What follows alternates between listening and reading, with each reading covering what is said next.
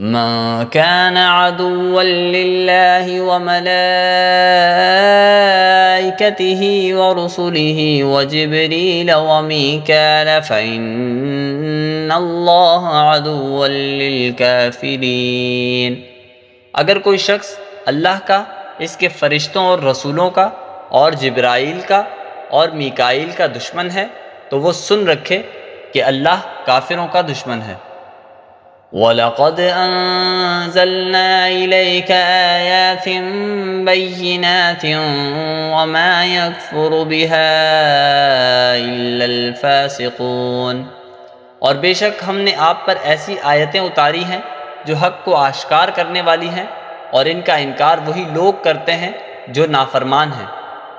أَوَكُلَّمَا عَاهَدُوا عَهْدًا نَبَذَهُ فَرِيقٌ مِّنْهُمْ بَلْ أَكْثَرُهُمْ لَا يُؤْمِنُونَ۔ یہ آخر کیا معاملہ ہے کہ ان لوگوں نے جب کوئی عہد کیا، ان کے ایک گروہ نے اسے ہمیشہ توڑ پھینکا، بلکہ ان میں سے اکثر لوگ ایمان لاتے ہی نہیں۔